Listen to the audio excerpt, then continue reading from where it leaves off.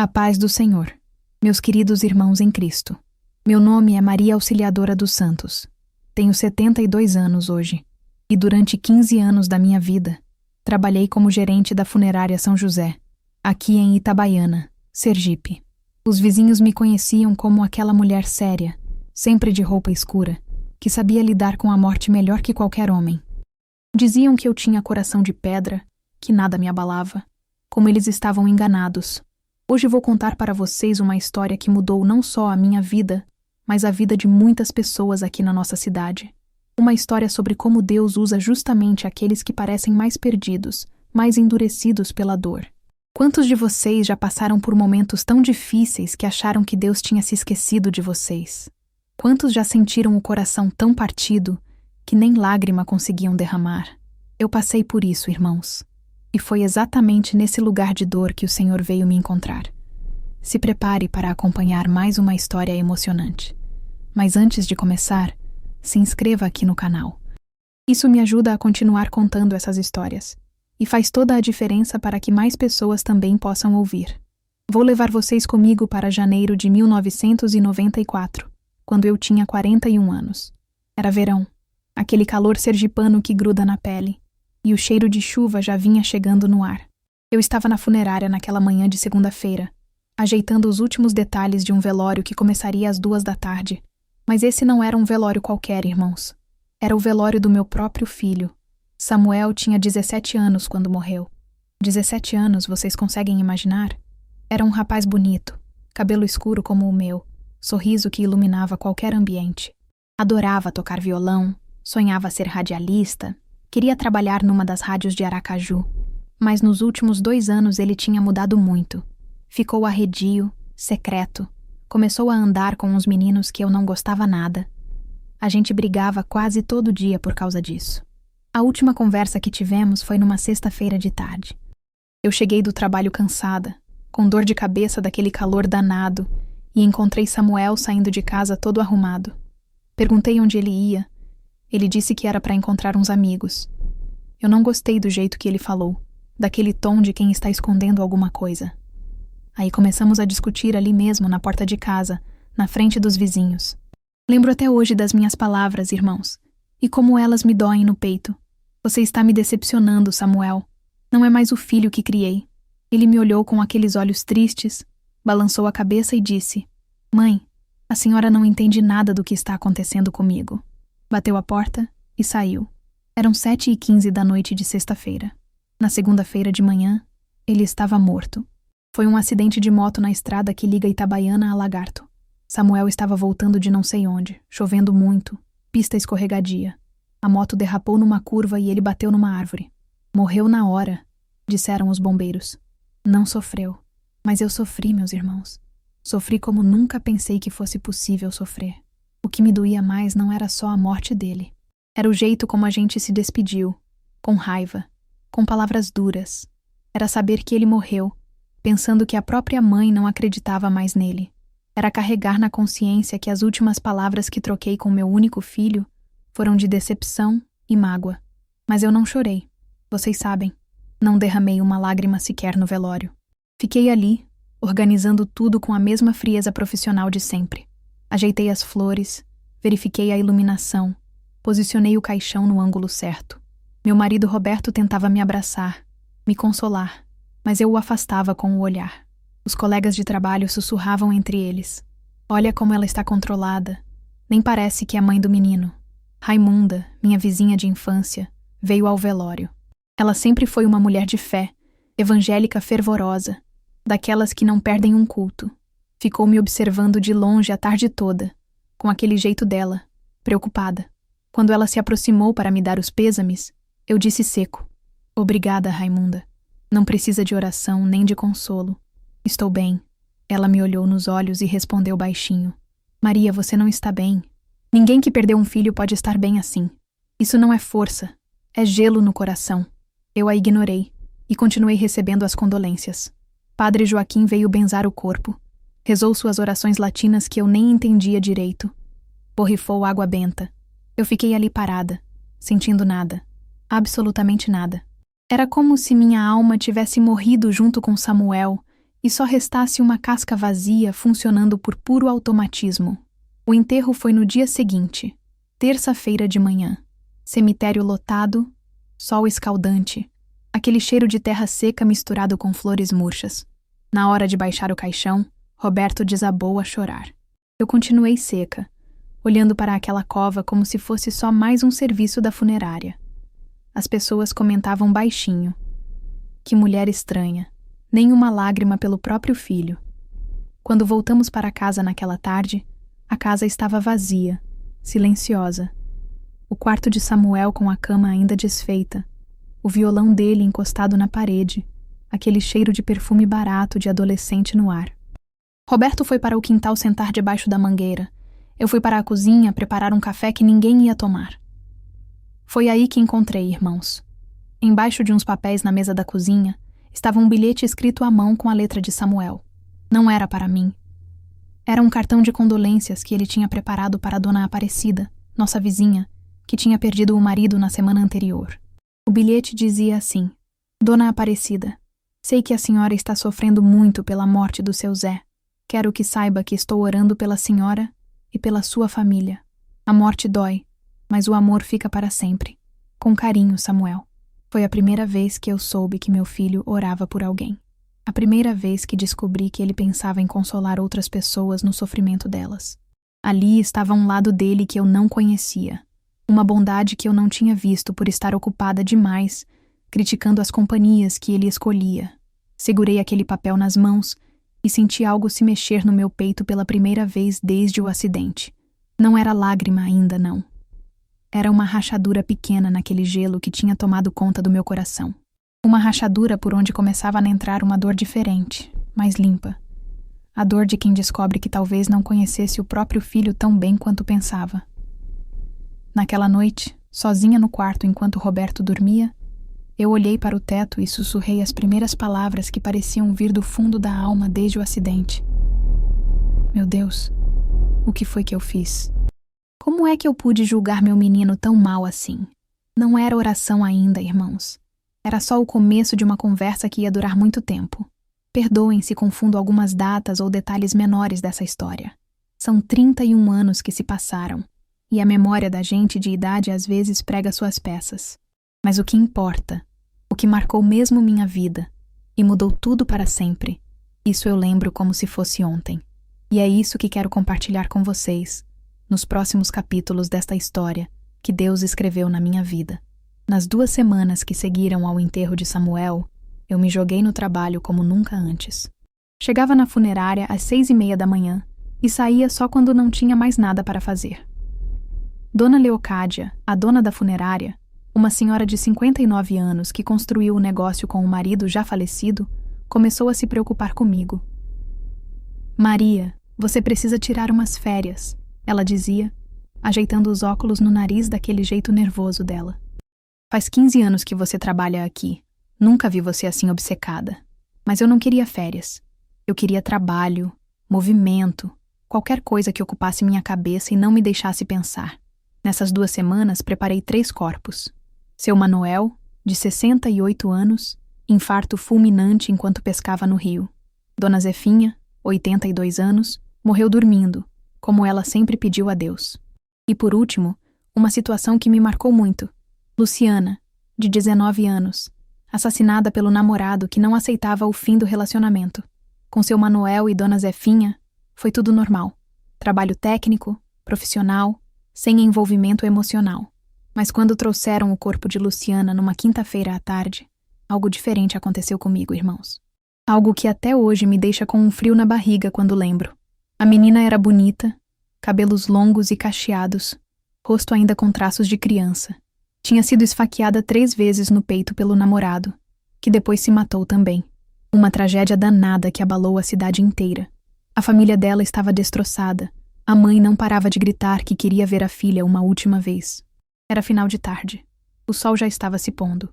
Eu estava sozinha na sala de preparação, como sempre fazia nesses casos mais delicados. A funerária já tinha fechado para os funcionários. Só eu tinha ficado para terminar o serviço. O corpo da menina estava ali na maca, coberto com um lençol branco, e eu comecei o processo de limpeza e preparação que conhecia tão bem. Foi quando eu ouvi o primeiro som estranho, meus irmãos. Um cântico suave, baixinho, como se viesse de muito longe. A princípio pensei que fosse de algum rádio ligado na rua, ou talvez alguém cantando na casa vizinha, mas o som ficava cada vez mais claro, mais próximo. Era uma melodia que eu conhecia da minha infância, um hino que minha mãe cantava quando eu era pequena. Mais perto quero estar, meu Deus, de ti. Parei o que estava fazendo e prestei atenção. O cântico vinha de dentro da própria sala. Eu tinha certeza. Olhei em volta, verifiquei se não tinha deixado algum rádio ligado, mas não havia nada. O som continuava, suave, angelical, como se alguém estivesse cantando bem perto do caixão onde estava o corpo da menina. Senti um arrepio subir pela espinha. Nunca na vida, em 15 anos trabalhando com mortos, eu tinha vivido uma situação dessas, mas tentei me controlar. Respirar fundo, continuar o trabalho. É impressão da cabeça, murmurei para mim mesma. Estresse do que aconteceu com Samuel, mas o cântico não parava. Ficava mais forte, mais nítido. Agora eu conseguia escutar não só a melodia, mas até as palavras. Mais perto quero estar, mesmo na dor, sofrendo aqui, mais perto quero estar. Era a voz mais doce que já escutei na vida, irmãos. Uma voz que trazia paz e terror ao mesmo tempo. Foi aí que o medo tomou conta de mim. Larguei os instrumentos de trabalho e fui até a porta da sala para verificar se ela estava trancada. Estava. Voltei para perto do corpo. E foi nesse momento que a coisa mais estranha aconteceu. O cântico parou de repente, mas eu senti uma presença. Não era uma sensação ruim, não. Era como se alguém muito bom, muito amoroso, estivesse ali comigo naquela sala. Olhei para o rosto da menina morta e por um instante, juro por Deus que é verdade, pareceu que ela estava sorrindo. Um sorriso de paz, como se estivesse dormindo tranquila. Passei a mão nos olhos, piscoei várias vezes, mas quando olhei de novo, ela estava com a expressão normal de quem tinha morrido. Aí que veio a tontura, meus irmãos. Uma tontura forte, como se o chão estivesse balançando debaixo dos meus pés. Tentei me segurar na maca, mas não consegui. As pernas bambearam e eu caí no chão daquela sala, perdendo os sentidos completamente. O que aconteceu depois, irmãos, foi a primeira vez na minha vida que eu vi o mundo espiritual com os próprios olhos. Não sei quanto tempo fiquei desacordada ali no chão, mas durante esse tempo, minha alma foi levada para um lugar que até hoje me arrepia contar. Eu estava num vale imenso, seco, cheio de ossos espalhados pelo chão. Milhares e milhares de ossos, como se fosse um cemitério gigante a céu aberto. O céu estava escuro, cor de chumbo, e não se via o sol em lugar nenhum. Um silêncio pesado tomava conta de tudo, aquele tipo de silêncio que incomoda, que parece que vai sufocar a gente. De repente, começou um movimento nos ossos. Eles se juntavam sozinhos, formando esqueletos, depois ganhando carne, pele, cabelo. Em poucos minutos aquele vale estava cheio de gente, milhões de pessoas em pé, todas olhando para o céu, esperando alguma coisa. Aí eu ouvi a voz, irmãos. Uma voz que vinha de cima, poderosa como trovão, mas ao mesmo tempo doce como mel. É tempo de juízo, é tempo de arrependimento. A espada está desembainhada sobre a nação. Olhei para cima e vi uma coisa que jamais vou esquecer na vida. Uma espada gigante, feita de fogo puro, descendo dos céus em direção ao Brasil. A luz que saía dela era tão forte que eu mal conseguia olhar. Nas mãos que seguravam essa espada eu via cicatrizes, cicatrizes de pregos. Ao mesmo tempo, eu comecei a ver cenas rápidas, como se fosse um filme passando na minha frente. Vi igrejas grandes, bonitas, mas vazias por dentro. Vi pastores no púlpito pregando para multidões, mas as palavras deles não tinham vida, eram só barulho. Vi templos pegando fogo, não com fogo natural, mas com aquele mesmo fogo da espada. Um fogo que não destruía as paredes, mas queimava a falsidade, a mentira, a ganância. Vi multidões nas praças das cidades, de joelhos, chorando, pedindo perdão. Vi governantes, pessoas importantes, políticos, todos humilhados, reconhecendo que tinham desviado do caminho certo. Era como se Deus estivesse limpando o Brasil inteiro com aquela espada de fogo. Mas no meio de toda essa visão, eu ouvi vozes de anjos cantando. Ainda há tempo, ainda há tempo. Quem se arrepender de coração será poupado da ira.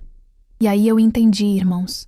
A espada não era só para destruir, era também para dar uma última chance de arrependimento. Quando acordei, estava deitada no chão frio da sala de preparação. Meu corpo todo tremia, suor frio escorrendo pelo rosto, coração batendo tão forte que parecia que ia sair pela boca. Olhei para o relógio na parede e levei um susto. Eram 9h15 da noite. Eu tinha desmaiado às 7 horas. 2 horas se passaram sem eu saber. Me levantei com dificuldade, ainda tonta, e olhei para o corpo da menina. Estava exatamente como eu tinha deixado, coberto com o lençol branco. Mas alguma coisa tinha mudado naquela sala, irmãos. Havia um cheiro diferente no ar, um cheiro doce, como se alguém tivesse acendido incenso, e uma paz estranha tomava conta do ambiente. Terminei o trabalho em silêncio, sem conseguir tirar da cabeça o que tinha visto. Fechei a funerária e fui para casa caminhando devagar, ainda confusa, ainda assustada. Roberto estava me esperando na sala, preocupado porque eu tinha demorado tanto. "Onde você estava, Maria?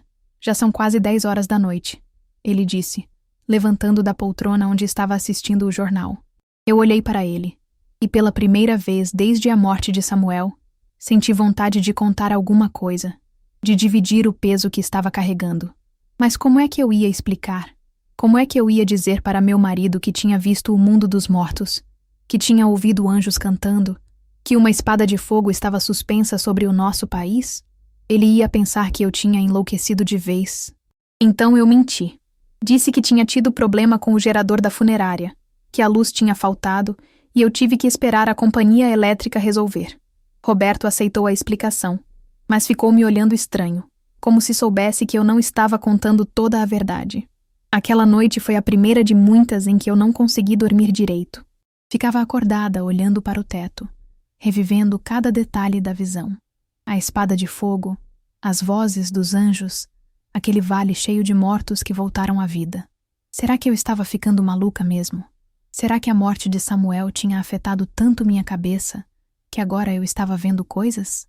Mas não importava quantas vezes eu tentasse convencer a mim mesma de que tinha sido só um desmaio, uma alucinação causada pelo estresse, eu não conseguia esquecer o que tinha visto, principalmente aquela voz poderosa dizendo: "É tempo de juízo, é tempo de arrependimento." Na manhã seguinte, sexta-feira, acordei cedo e fui para a funerária como sempre. Mas alguma coisa tinha mudado em mim, irmãos.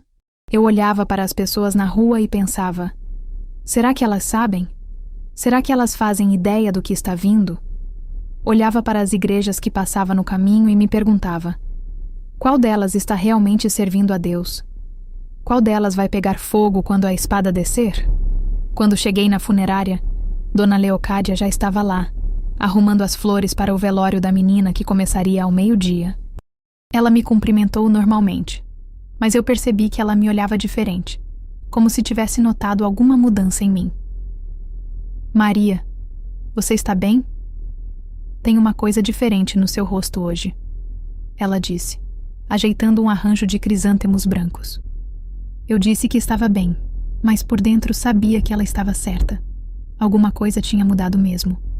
Eu tinha visto o que estava por vir, e essa visão tinha deixado uma marca na minha alma que nunca mais sairia. Durante todo aquele dia, enquanto recebia as pessoas que vinham se despedir de Luciana, eu ficava observando cada rosto, cada gesto, cada palavra. Quantos deles estavam preparados para o que estava por vir? Quantos realmente conheciam a Deus de verdade, não só de nome? Foi ali, naquele velório, que eu comecei a entender que Deus tinha me mostrado aquela visão por um motivo. Não era só para me assustar, nem para me deixar maluca. Era para me preparar para alguma coisa. Mas preparar para o quê? Essa resposta, meus irmãos, só viria nos próximos dias, quando outras coisas ainda mais estranhas começaram a acontecer na minha vida. Nas 3 semanas que se seguiram àquela visão na funerária, eu tentei de tudo para esquecer o que tinha visto, me convencer de que tinha sido só um desmaio, uma reação do meu organismo ao estresse da morte de Samuel. Afinal, quem sou eu para receber visão de Deus? Uma mulher comum, que trabalhava com mortos, que nem sequer pisava numa igreja há mais de 20 anos. Marquei consulta com o Dr. Antônio, nosso médico de família há 2 décadas. Um homem bom, de confiança, que tinha acompanhado Samuel desde pequeno. Na consulta, contei para ele sobre a insônia, as dores de cabeça, a sensação de tontura que vinha me pegando de vez em quando. Não mencionei a visão, claro. Como é que eu ia falar de espada de fogo e anjos para um médico? Dr. Antônio me examinou com cuidado, mediu a pressão, pediu uns exames de sangue. Maria, você está passando por um luto muito pesado, ele disse, ajeitando o estetoscópio no pescoço. É normal o organismo reagir assim. Vou receitar uns calmantes para você dormir melhor.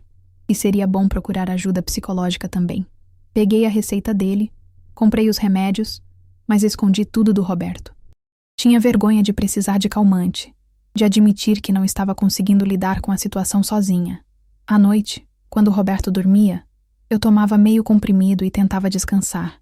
Mas os remédios não adiantavam muito, irmãos, porque o problema não estava na minha cabeça, nem no meu corpo.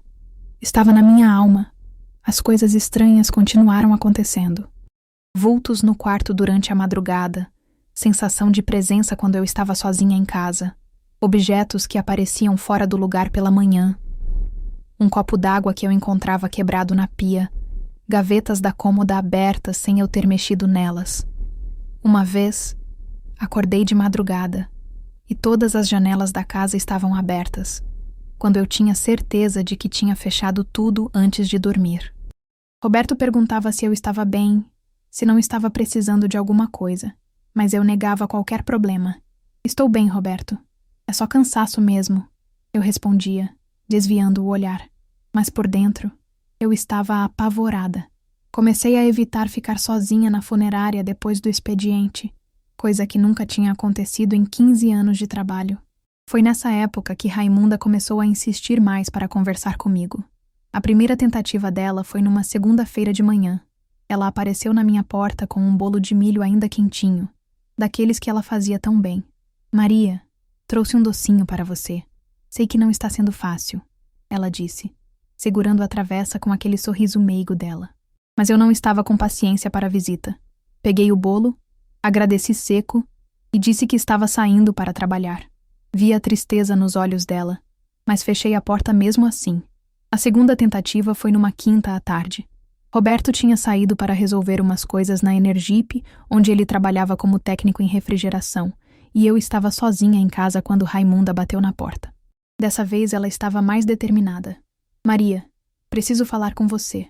Não vou embora até você me escutar, ela disse, entrando na sala sem esperar convite. Sentou na poltrona e cruzou os braços, daquele jeito teimoso que eu conhecia desde pequena. Você não está bem. Qualquer um que olhar para você vê isso. Raimunda, eu já disse que estou bem. Não preciso de oração nem de sermão, eu respondi, ficando de pé para mostrar que ela não era bem-vinda. Meu problema é só comigo mesma. Que comigo mesma, Maria? Você perdeu um filho, pelo amor de Deus. Como é que você pode estar bem? Ela insistiu, levantando a voz. E tem outra coisa. Você está com uma cara de quem viu assombração. Tem alguma coisa te perturbando além da morte do Samuel. Aquilo me irritou profundamente. Como ela podia saber? Como ela se atrevia a entrar na minha casa e falar do que não entendia? Perdi a paciência e praticamente expulsei ela de casa. Raimunda, você não sabe do que está falando. Saia da minha casa e me deixe em paz.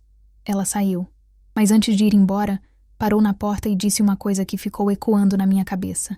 Maria, quando Deus quer falar com a gente, não adianta fugir. Mais cedo ou mais tarde você vai ter que escutar o que ele tem para te dizer. A terceira tentativa dela aconteceu na rua mesmo, numa tarde que eu estava voltando da funerária. Tinha sido um dia difícil, porque tivemos outro episódio estranho lá. Estava preparando o corpo de seu Antônio, um senhor de 70 anos que morreu de derrame, quando de repente senti aquela mesma presença que tinha sentido com o corpo da menina Luciana. Dessa vez, não houve cântico nem desmaio, mas quando olhei para o reflexo nos olhos do defunto, vi por um segundo chamas dançando ali dentro. Chamas do mesmo fogo da espada que tinha visto na visão. Gritei de susto, alertando todos na funerária. Quando Dona Leocádia e os outros funcionários chegaram correndo, não havia nada. Só eu, tremendo como vara verde, e o corpo do velho tranquilo na maca. Maria, que foi isso? O que aconteceu aqui? Dona Leocádia perguntou, olhando ao redor da sala como se procurasse algum perigo. Tentei explicar que tinha visto alguma coisa estranha, mas as palavras não saíam direito. Ela balançou a cabeça, preocupada, e disse: Você precisa descansar, Maria. Vai para casa agora mesmo. Isso não pode continuar. Foi quando eu estava saindo da funerária, ainda abalada com o que tinha acontecido, que encontrei Raimunda na rua. Ela estava voltando da feira, carregando uma sacola de compras, e quando me viu, parou na minha frente. Maria, pelo amor de Deus, me diga o que está acontecendo com você, ela disse, largando a sacola no chão e pegando meu braço. Você está com uma cara de quem viu o diabo em pessoa. Dessa vez eu não consegui afastá-la. Estava cansada demais de carregar aquele peso sozinha, assustada demais com as coisas que vinham acontecendo. Olhei para ela e, pela primeira vez desde a morte de Samuel, senti vontade de chorar. Raimunda, eu não sei o que está acontecendo comigo, eu disse com a voz tremendo. Tem umas coisas estranhas acontecendo, coisas que eu não consigo explicar. Às vezes acho que estou ficando maluca. Ela me olhou nos olhos com aquela sabedoria simples que só as pessoas de fé têm e disse uma coisa que mudou tudo. Maria, você não está ficando maluca. Deus está te chamando. O que você viu não foi da sua cabeça. Como é que você sabe que eu vi alguma coisa? Perguntei assustada com a precisão dela. Porque eu também vi, Maria. No mesmo dia que você desmaiou na funerária preparando o corpo daquela menina, eu estava em casa orando, e Deus me mostrou uma espada de fogo sobre a nossa cidade. Eu soube que ele tinha mostrado a mesma coisa para mais alguém. E pelo jeito que você estava depois daquele dia, eu desconfiei que era você. Irmãos, quando ela disse isso, senti como se um peso gigantesco tivesse saído das minhas costas. Não estava maluca. Não estava inventando nada. Outra pessoa tinha visto a mesma espada. Tinha recebido a mesma revelação. Comecei a chorar ali mesmo na rua, na frente de todo mundo que passava. Raimunda me abraçou como uma mãe abraça um filho assustado. Chore, Maria. Chore à vontade. Esse choro que você segurou desde que Samuel morreu precisa sair. E depois a gente vai conversar direito sobre o que Deus está querendo com você. Chorei tanto naquele abraço que pensei que fosse morrer afogada nas próprias lágrimas. Chorei por Samuel, pelas palavras duras que troquei com ele antes da morte. Chorei pelo medo que estava sentindo, pela solidão de carregar aquelas visões sem poder contar para ninguém. Chorei de alívio por saber que não estava sozinha naquilo. Quando parei de chorar, Raimunda me levou para a casa dela. Preparou um café forte, daqueles bem coados, e sentou comigo na mesa da cozinha. Agora você vai me contar tudo o que viu, sem ter medo, sem ter vergonha. E depois eu vou te contar o que Deus me mostrou também. Contei tudo para ela, irmãos. O cântico na sala de preparação, o desmaio, a visão do Vale dos Mortos, a espada de fogo descendo sobre o Brasil, as vozes dos anjos falando sobre juízo e arrependimento. Raimunda me escutou sem me interromper, balançando a cabeça de vez em quando como quem reconhece cada detalhe. Quando terminei de contar, ela ficou alguns minutos em silêncio, como se estivesse orando. Depois disse: Maria, o que você viu foi real. Deus está levantando pessoas nestes últimos tempos para avisar sobre o juízo que vem, mas também sobre a misericórdia que ainda está disponível. Você foi escolhida para ser uma atalaia espiritual. Mas Raimunda, quem sou eu? Uma mulher que trabalha com mortos, que não pisa numa igreja há 20 anos, que nem sabe orar direito. Eu protestei. Como é que Deus ia escolher alguém como eu? Ela sorriu daquele jeito sábio dela e respondeu: Maria, foi exatamente por isso que ele te escolheu. Deus não chama os capacitados, ele capacita os chamados. E você, que lida com a morte todo dia, sabe melhor que ninguém como a vida é frágil e como é importante estar preparado para a eternidade. Naquela tarde na cozinha da Raimunda, com o cheiro de café misturado com o perfume de alfazema que ela sempre usava, eu senti pela primeira vez desde a morte do Samuel que talvez houvesse um propósito para tudo aquilo que estava acontecendo. Talvez Deus realmente estivesse tentando me dizer alguma coisa. O que eu faço agora, Raimunda? Perguntei, segurando a xícara de café com as 2 mãos para parar de tremer. Agora você para de fugir de Deus e começa a escutar o que Ele tem para te falar. Ela respondeu.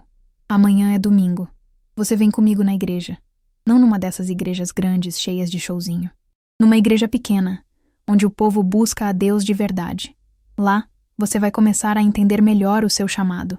Saí da casa da Raimunda naquela tarde, sentindo uma mistura de medo e esperança. Medo porque sabia que minha vida nunca mais seria a mesma se eu aceitasse aquilo que ela estava propondo. Esperança porque, pela primeira vez desde a morte de Samuel, senti que talvez houvesse um sentido para a dor que eu estava passando. Quando cheguei em casa, Roberto estava na sala assistindo o Fantástico. Ele me olhou e notou que alguma coisa tinha mudado. Você está melhor, Maria. Faz tempo que não vejo você com essa cara de paz, ele disse, sem tirar os olhos da televisão. Sentei no sofá ao lado dele e, pela primeira vez em muito tempo, não senti aquela vontade de estar sozinha. Roberto, amanhã eu vou na igreja com a Raimunda, eu disse, meio sem graça. Ele me olhou surpreso. Igreja? Você? Desde quando? Mas não falou com ironia nem com deboche. Falou como quem está aliviado de ver a esposa tentando se agarrar em alguma coisa para não afundar. Desde agora, eu respondi. Preciso tentar entender umas coisas que estão acontecendo na minha vida.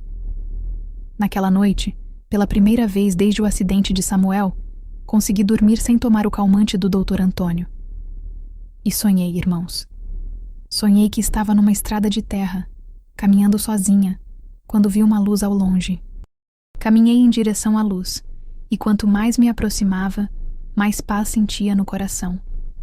Quando acordei na manhã seguinte, sabia que o sonho era uma confirmação. Deus estava mesmo me chamando para alguma coisa, e pela primeira vez desde que tudo começou, eu não estava mais com medo de responder esse chamado. Domingo de manhã chegou com aquele sol sergipano que esquenta a alma. Acordei cedo, antes das 6, com uma sensação diferente no peito. Não era ansiedade nem medo como nos últimos dias. Era uma expectativa, como se alguma coisa importante fosse acontecer. Roberto estava tomando café quando desci para a cozinha. Você tem certeza disso, Maria? Ele perguntou, mexendo o açúcar devagar. Faz tanto tempo que você não vai numa igreja. Tenho certeza, sim, respondi, servindo meu café. Preciso buscar respostas para umas coisas que estão acontecendo comigo. Ele me olhou com aquela cara preocupada, mas não insistiu no assunto. Roberto sempre foi homem de poucas palavras. Respeitava minhas decisões mesmo quando não entendia. Quer que eu vá junto? Ofereceu, mas eu sabia que era só por educação. Ele nunca foi de religião. Não precisa. Vou com a Raimunda mesmo. Respondi, ajeitando o vestido azul marinho que não usava há anos. Raimunda passou em casa às 8 em ponto, toda arrumada com seu vestido floral e aquela Bíblia pequena que sempre carregava na bolsa. Pronta, Maria? Ela perguntou, sorrindo daquele jeito acolhedor dela. Caminhamos juntas até a igreja do bairro Bananeira, do outro lado da cidade. Era uma igrejinha simples, paredes brancas, telhado de barro, uma cruz de madeira na frente. Nada que ver com aquelas igrejas grandes e pomposas do centro. É aqui que você congrega? Perguntei. É sim, igreja pequena, mas o Espírito de Deus se move aqui de verdade. Ela respondeu, apertando meu braço com carinho. Entramos e eu fiquei impressionada com a simplicidade do lugar. Bancos de madeira, púlpito sem microfone, umas 40 pessoas cantando hinos antigos sem banda nem instrumentos modernos. O pastor, um homem de uns 50 anos, rosto bondoso, estava de pé na frente dirigindo o louvor. Sentei no último banco, bem no fundo, observando tudo. Aquelas pessoas cantavam com uma alegria genuína, diferente. Não era show nem performance. Era adoração de coração mesmo. Uma paz estranha começou a descer sobre mim, coisa que não sentia há muito tempo. O pastor se chamava Raimir. Homem simples, fala mansa, olhos que transmitiam bondade verdadeira. Quando começou a pregar, escolheu um texto que me atingiu como flecha certeira. Filho do homem, eu te pus por atalaia sobre a casa de Israel. Quando ouvires a palavra da minha boca, avisarás da minha parte. Irmãos, era como se ele estivesse pregando diretamente para mim. Falou sobre como Deus chama pessoas quebrantadas nos últimos tempos para anunciar sua palavra. Sobre como ele usa vasos rachados para mostrar que a glória é só dele. Cada palavra que saía da boca daquele homem parecia ter sido preparada especialmente para os meus ouvidos. Durante toda a pregação, sentia aquela presença suave que tinha sentido na funerária, mas dessa vez não era assustadora, era acolhedora, como um abraço invisível me envolvendo. Minhas mãos tremiam, meus olhos encheram de lágrimas, mas eram lágrimas de alívio, não de medo. Quando o culto terminou, Pastor Raimir veio até onde eu estava. Raimunda tinha me apresentado antes do início, então ele sabia quem eu era. Mas o que ele disse me deixou sem chão. A irmã viu algo do alto, não foi? Ele perguntou, olhando direto nos meus olhos. Não era pergunta de curiosidade. Era pergunta de quem reconhece alguém que passou pela mesma experiência. Não consegui responder com palavras. Só balancei a cabeça confirmando com o coração disparado. Deus está levantando atalaias nestes últimos dias. Ele continuou, com voz suave, mas firme. A espada que você viu não é para destruir sem mais nem menos. É para despertar ao arrependimento antes que seja tarde demais. Fiquei gelada. Como ele sabia da espada? Raimunda tinha contado para ele? Mas quando olhei para ela, vi pelo rosto que ela estava tão surpresa quanto eu. Pastor Raimir percebeu minha confusão e sorriu. Irmã Maria, Deus também me mostrou a espada. Na mesma semana que você teve sua visão. Por isso, quando Raimunda me falou que você estava passando por experiências espirituais, eu soube que o Senhor estava confirmando a revelação através de mais uma pessoa. Saímos da igreja naquela manhã com meu coração completamente diferente. Pela primeira vez desde a morte de Samuel, senti que havia esperança. Que talvez toda aquela dor tivesse um propósito maior do que eu conseguia enxergar. Maria, você vai começar a frequentar a igreja com mais regularidade? Raimunda perguntou no caminho de volta para casa. Vou sim, respondi sem hesitar. Sinto que é aqui que vou encontrar as respostas que preciso. Quando cheguei em casa, Roberto estava no quintal regando as plantas. E aí, como foi? Ele perguntou, tentando parecer desinteressado, mas eu via a curiosidade nos olhos dele. Foi diferente, Roberto. Diferente de qualquer coisa que já vivi, respondi, sentando na cadeira de balanço da varanda. Acho que Deus está tentando me dizer alguma coisa importante. Ele parou de regar e me olhou sério. Maria, só peço uma coisa. Não vira fanática religiosa, não. A gente já passou por muita coisa. Não quero perder você para uma obsessão. A preocupação dele era sincera, eu sabia. Não é fanatismo, Roberto. É necessidade. Há coisas acontecendo na minha vida que só vão fazer sentido se eu buscar a Deus de verdade. Naquela noite, antes de dormir, ajoelhei ao lado da cama pela primeira vez em mais de 20 anos. Não sabia orar direito. As palavras saíam atropeladas, meio envergonhadas. Mas orei do jeito que sabia. Meu Deus, se o Senhor está mesmo me chamando para alguma coisa, me ajude a entender. Me dê forças para não fugir do que preciso fazer. Quando me levantei da oração, peguei a Bíblia que estava guardada há anos na gaveta da cômoda. Abri numa página qualquer e meus olhos caíram no versículo. Não temas, porque eu sou contigo. Não te assombres, porque eu sou teu Deus. Eu te fortaleço, e te ajudo, e te sustento com a destra da minha justiça. Dormi naquela noite com a Bíblia aberta no peito, sentindo uma paz que não sentia desde antes da morte de Samuel. Pela primeira vez em meses, não precisei do calmante do Dr. Antônio para conseguir descansar. E sonhei com luz, muita luz, e uma voz me chamando pelo nome. Maria, Maria, desperta, porque é chegada a tua hora. Nas 3 semanas que se seguiram àquela primeira ida à igreja, minha vida mudou completamente de rumo. Comecei a frequentar os cultos regularmente, domingo de manhã, quarta à noite para a oração e sábado para o grupo de senhoras que se reunia na casa da irmã Conceição. Foi numa dessas tardes de sábado que resolvi contar detalhadamente minha visão para Pastor Raimir e as irmãs do grupo de oração. Estávamos sentados na sala simples da casa da irmã Conceição, tomando café com biscoito de goma, quando senti que era a hora certa. Pastor, irmãs, preciso dividir com vocês o que Deus me mostrou. Comecei, com a voz ainda trêmula. Não contei tudo ainda, mas sinto que preciso. Descrevi cada detalhe da visão.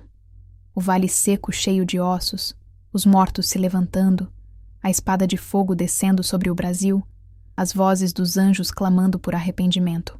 Falei das igrejas vazias pegando fogo, das multidões de joelhos nas praças, dos governantes humilhados.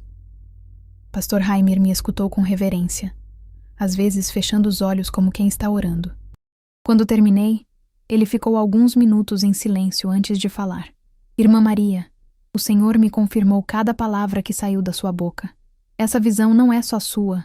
3 outras pessoas aqui na igreja tiveram sonhos parecidos nas mesmas semanas. Ele se virou para as irmãs. Irmã Joana, conte para ela o que você viu. Irmã Joana, senhora de 60 anos, cabelos brancos sempre presos num coque, contou que sonhou com uma espada gigante sobre Sergipe. Vi nossa cidade debaixo daquela espada, pastor, e uma voz dizendo que ainda havia tempo para o povo se arrepender. Saber que outras pessoas tinham recebido a mesma revelação me encheu de um misto de alívio e responsabilidade.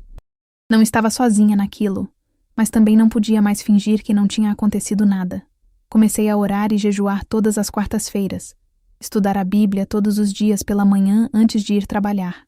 As disciplinas espirituais foram mudando meu coração aos poucos, amolecendo aquela dureza que tinha se formado desde a morte de Samuel. Mas nem todo mundo ficou feliz com minha transformação. Dona Leocádia começou a receber comentários de clientes sobre meu comportamento diferente durante os atendimentos.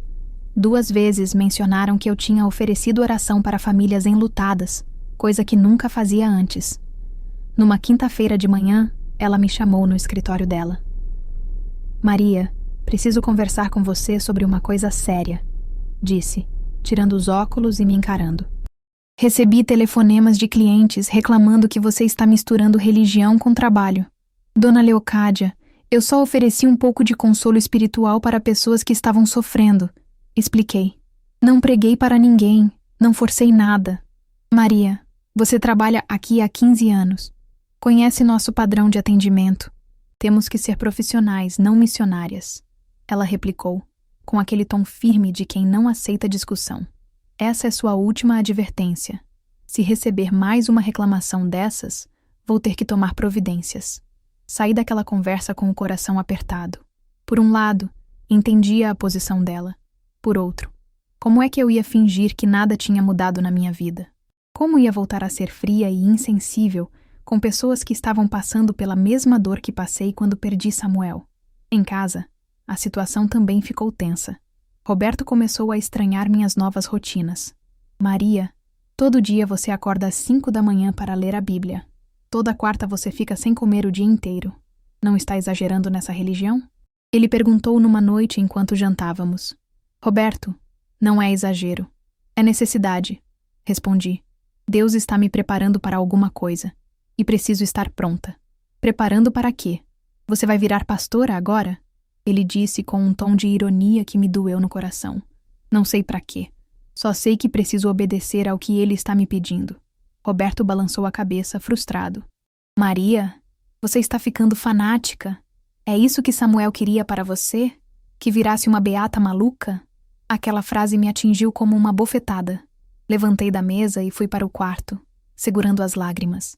Como ele podia usar o nome do nosso filho para me atacar? Como podia pensar que eu estava desonrando a memória de Samuel buscando a Deus? Mas as experiências sobrenaturais continuaram, agora com um caráter diferente. Menos assustadoras, mais direcionais. Durante as orações, recebia impressões sobre pessoas específicas da cidade que precisavam de oração. Nomes vinham na minha mente. Situações que eu não conhecia, mas que depois se confirmavam verdadeiras. Foi numa dessas impressões de oração que o nome de Iris apareceu no meu coração. Iris Barbosa, uma menina de 16 anos que cantava no coral da Igreja Assembleia da Promessa, a igreja grande do pastor Edésio. Não a conhecia pessoalmente, mas o nome dela não saía da minha cabeça durante uma semana inteira. Numa sexta à noite, enquanto orava em casa, senti fortemente que deveria procurá-la. Perguntei para Raimunda se conhecia a menina. Conheço sim, Maria. Filha da dona Neuza. Mora lá no alto do cruzeiro. Por que você quer saber dela? Sinto que preciso orar por ela.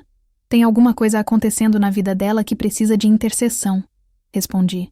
No sábado pela manhã, fui até a casa de Iris.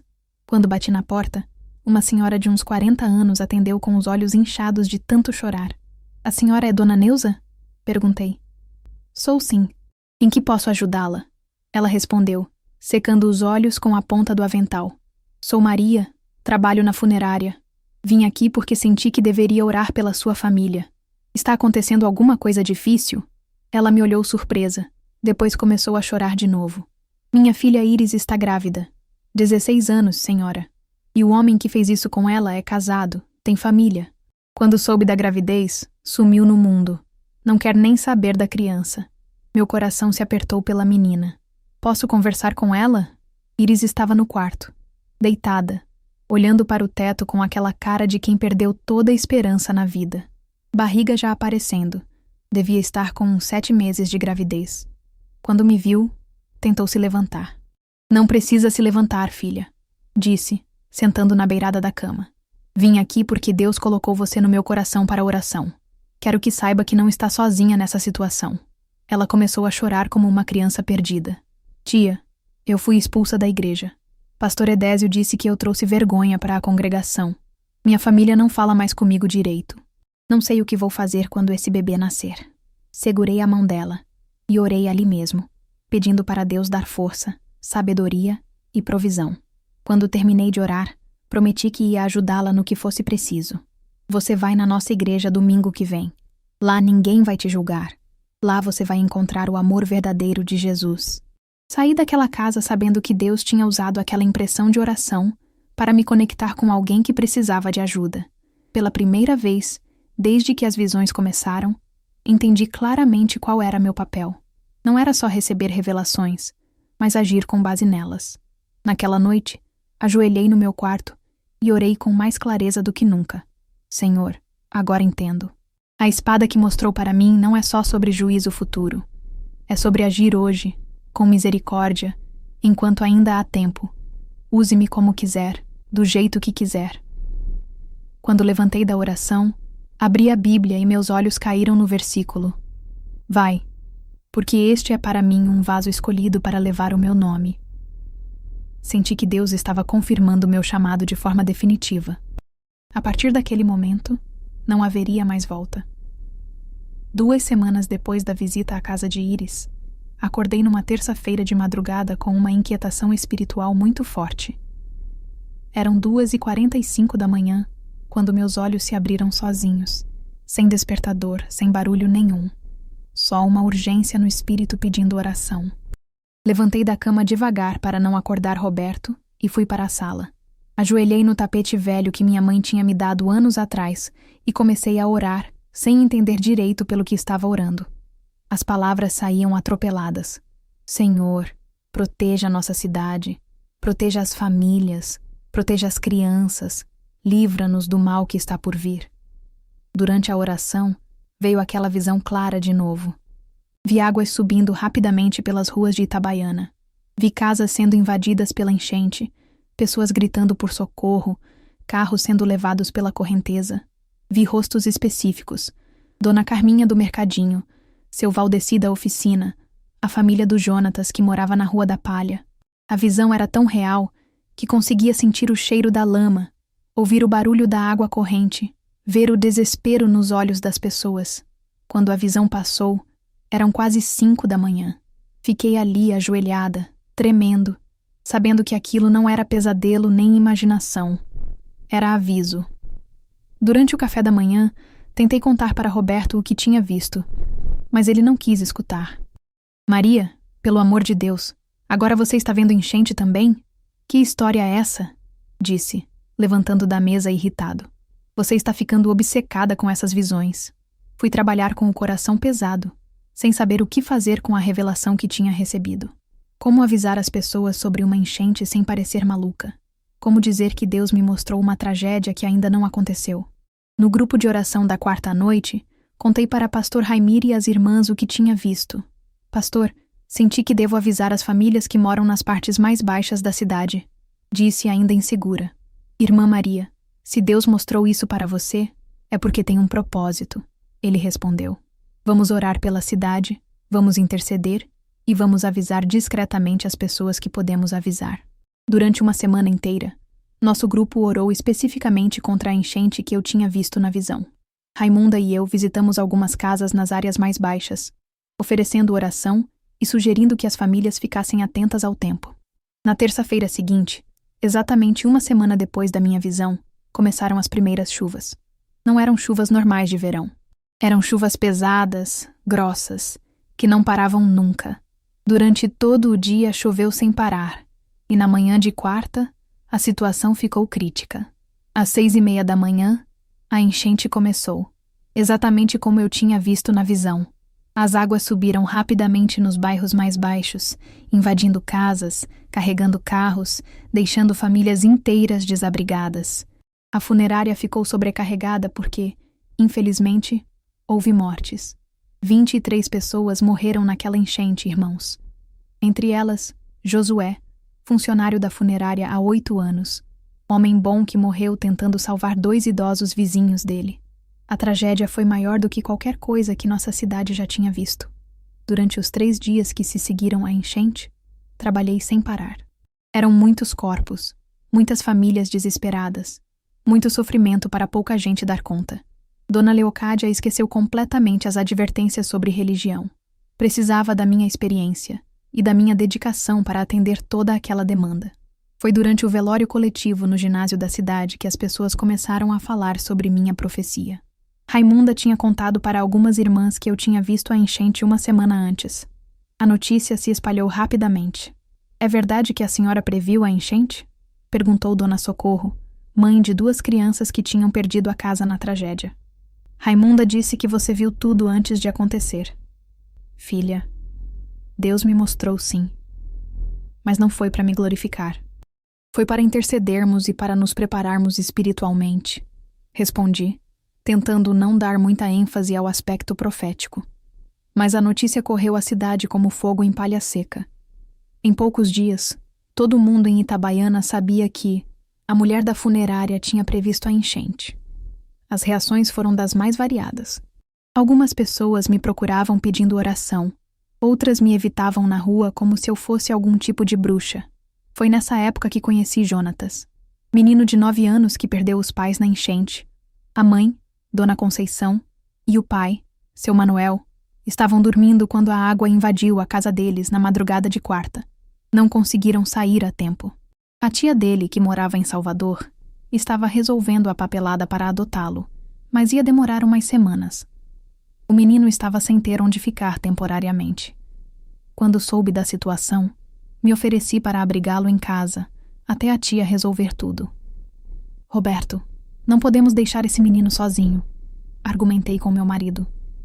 É só por algumas semanas até a família dele se organizar. Roberto, que estava abalado com toda a tragédia da enchente, aceitou sem resistir muito. Está bem, Maria, mas é temporário mesmo. Jonatas chegou em nossa casa numa sexta à tarde, carregando uma sacola pequena com as poucas roupas que tinham sobrado da enchente. Era um menino miúdo, olhos grandes e tristes, mas com uma fé que me impressionou. Na primeira noite dele em casa, na hora do jantar, ele me perguntou: Tia Maria, posso fazer a oração da comida? Quando disse que podia, ele orou de um jeito tão simples e puro que me emocionou. Papai do céu, obrigado por essa comida. Obrigado pela tia Maria me receber. E obrigado porque sei que meus pais estão aí com o Senhor. Roberto ficou visivelmente tocado com a oração do menino. Depois do jantar, comentou comigo no quarto: Maria, como é que uma criança que perdeu os pais pode ter uma fé assim? Me faz questionar muita coisa.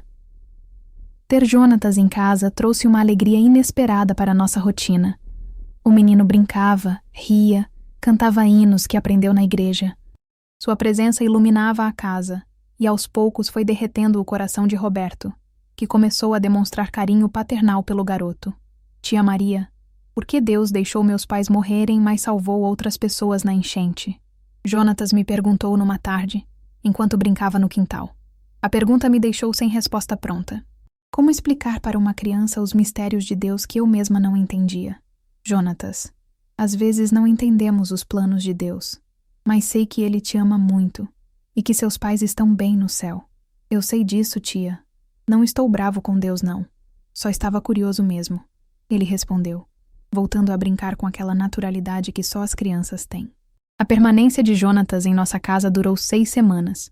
Quando a tia veio buscá-lo para levar para Salvador, a despedida foi emocionante para todos nós. O menino tinha se tornado parte da família. Tia Maria, quando eu crescer vou ser pastor, ele disse, me abraçando na hora de ir embora. E vou falar para todo mundo como a senhora me ajudou depois que perdi meus pais. Roberto chorou na despedida. Foi a primeira vez que vi meu marido chorar desde o funeral de Samuel. Maria, esse menino trouxe vida para nossa casa, ele disse, secando os olhos. Me fez lembrar como é bom cuidar de uma criança. A enchente teve várias consequências na minha vida espiritual e social. Por um lado, validou publicamente as visões que eu vinha recebendo. Por outro lado, gerou uma polarização na cidade sobre minha pessoa. Algumas pessoas me viam como profetisa verdadeira, outras como perturbada mental que teve sorte de acertar uma previsão. Mas o mais importante foi que a tragédia abriu portas para um ministério mais amplo. Famílias que perderam tudo começaram a me procurar não só para preparar seus mortos, mas para orar pelos vivos. Era como se Deus estivesse usando aquela confirmação profética para dar credibilidade à sua mensagem através de mim. O tempo estava mostrando que a espada de fogo que eu tinha visto na primeira visão realmente estava descendo sobre nossa região. E eu, querendo ou não, estava sendo usada como atalaia para avisar o povo sobre a necessidade de arrependimento antes que coisas piores acontecessem.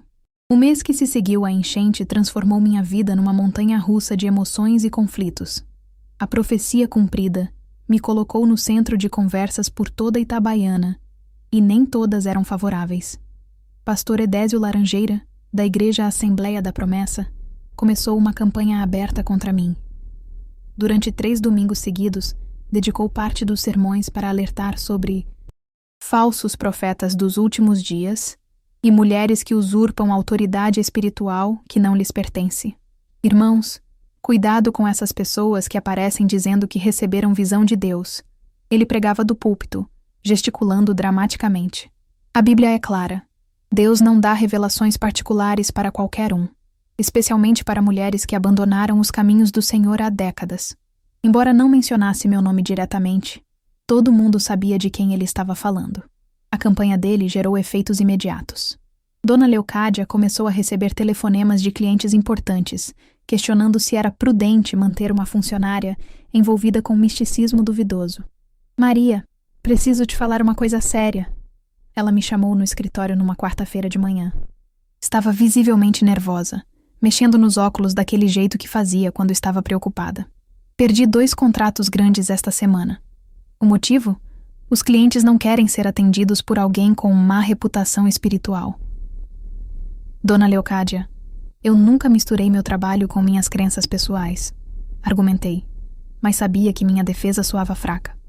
Maria, você trabalha aqui há 15 anos. É uma excelente funcionária, mas o negócio está em risco. Ela continuou, tirando os óculos e esfregando os olhos. Me força a escolher entre você e a funerária. E você sabe qual escolha uma empresária tem que fazer. Saí da funerária naquela tarde, carregando uma caixa com meus pertences pessoais.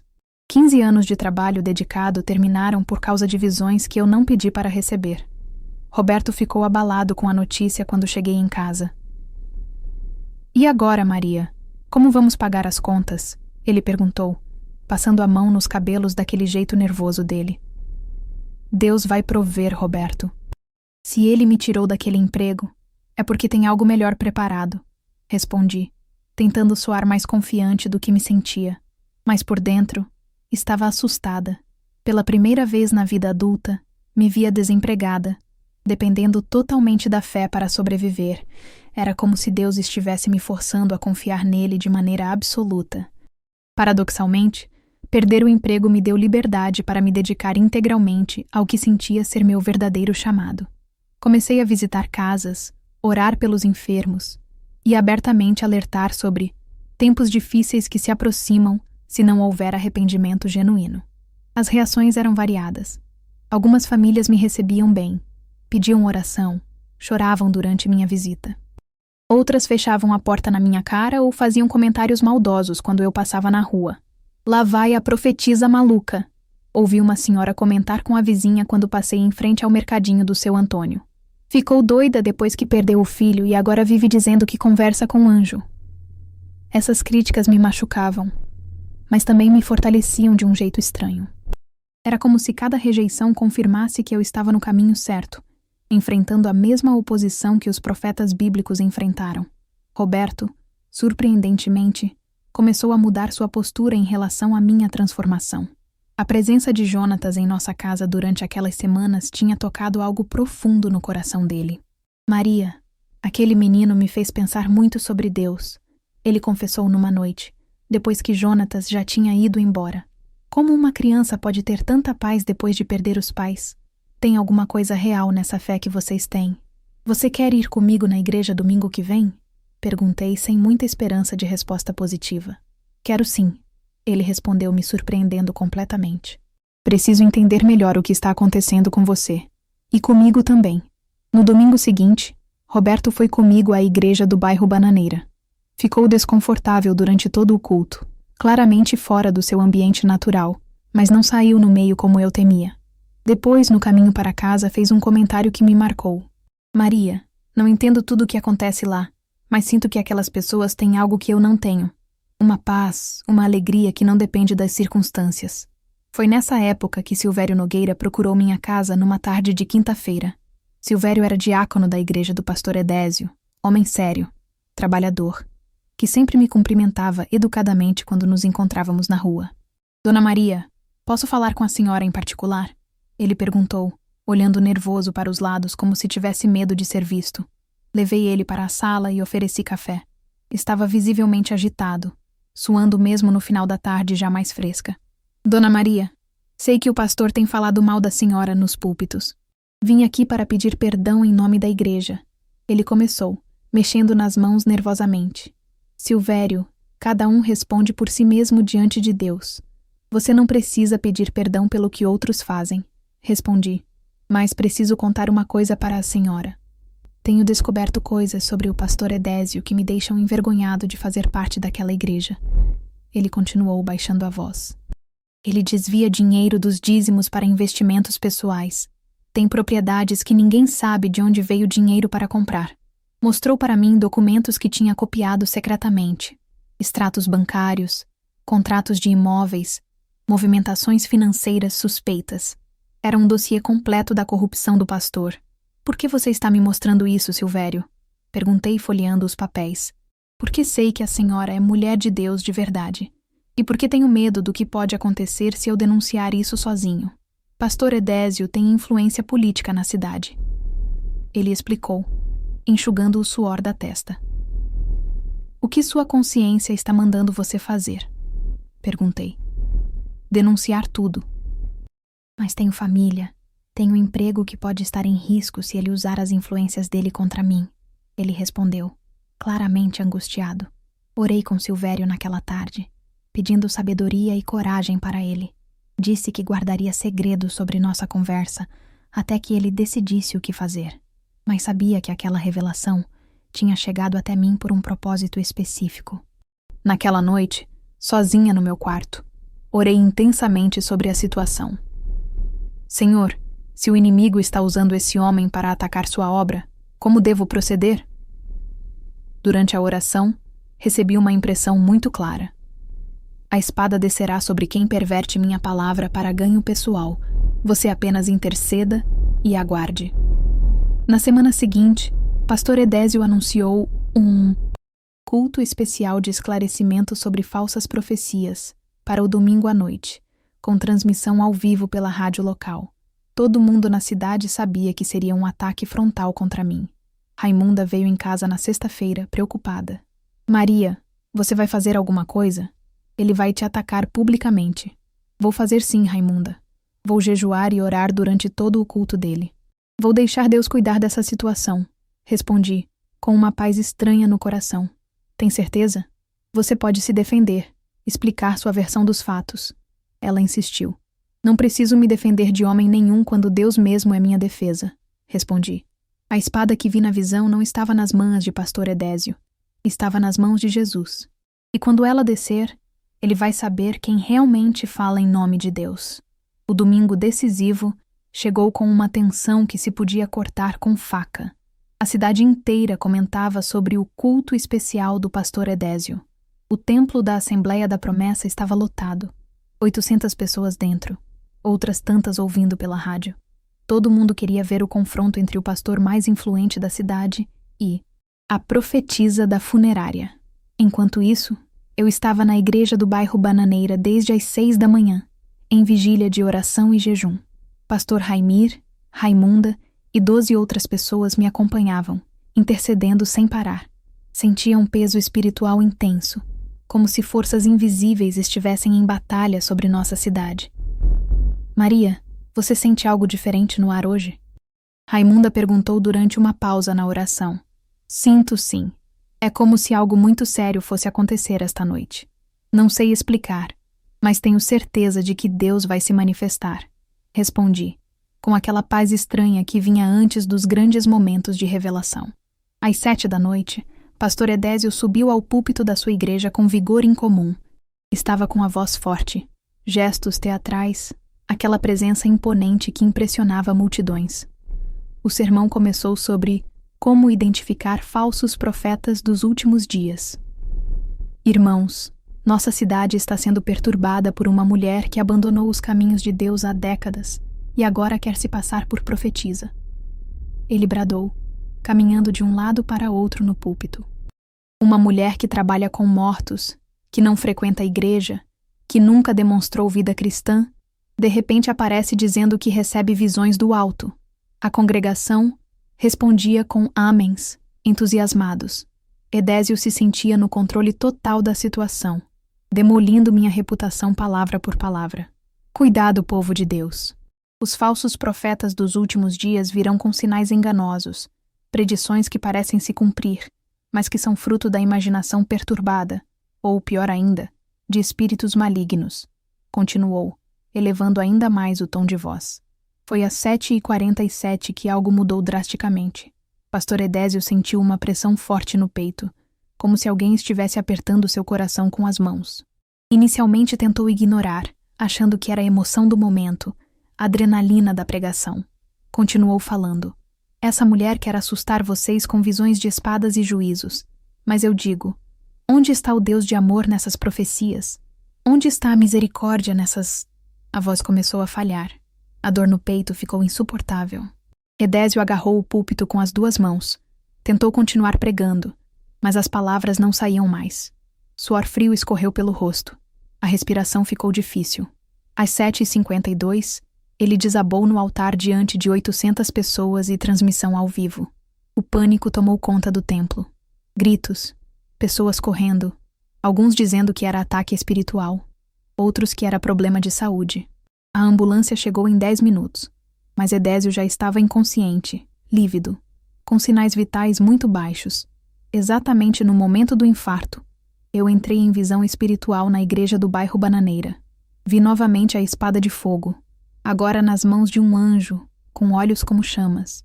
Ouvi claramente. O juízo desceu sobre quem perverte minha palavra para ganho pessoal, mas ainda há tempo de arrependimento para quem se humilhar. Durante a visão, vi rostos específicos chorando pela cidade inteira. Vi Roberto ajoelhado na nossa sala. Vi o próprio Edésio sendo confrontado espiritualmente por Jesus. Vi multidões buscando a Deus de coração quebrantado. Raimunda, preciso ir ao hospital, disse quando saí da visão. Deus quer que eu ore pelo pastor Edésio. Maria, você tem certeza? Depois de tudo que ele fez contra você? Ela perguntou surpresa. Principalmente por causa do que ele fez. Agora ele precisa da misericórdia tanto quanto qualquer um de nós. Respondi, pegando minha Bíblia. No hospital, a família de Edésio estava desesperada.